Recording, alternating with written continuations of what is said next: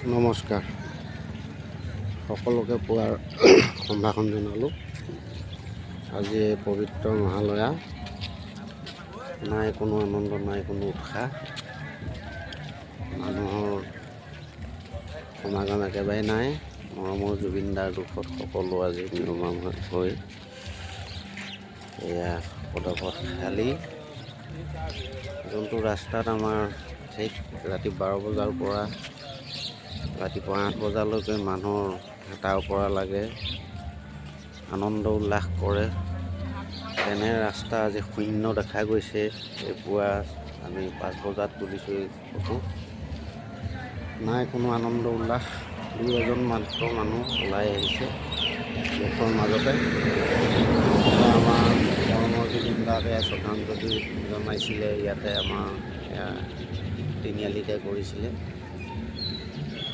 আমি তেখেতৰ দুখতে দুখী হৈ আজি এই পৰিৱেশ দেখাবলৈ চেষ্টা কৰিছোঁ আপোনালোকক।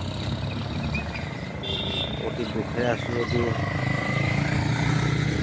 ওলাই আহিছোঁ, উপায় নাই, মানুহৰ একেবাৰে সমাগম নাই।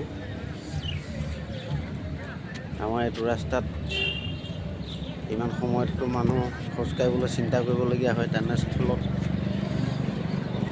একেবাৰে মানুহৰ সমাগম নাই।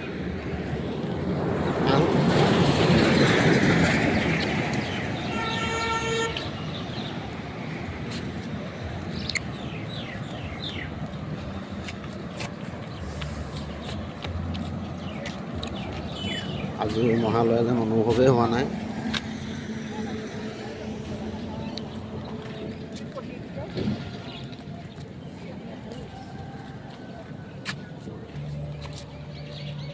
একেবাৰে শূন্য ৰাস্তা, ক'ৰবাত দুজন এজন মানুহ আহিছে।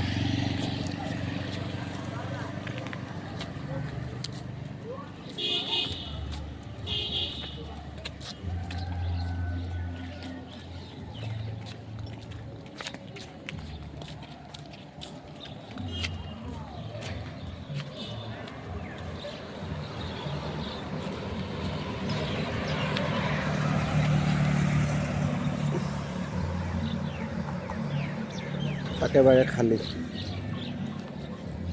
সকলো আমি মৰমৰ জুবিনদাৰ দুখতে দুখী।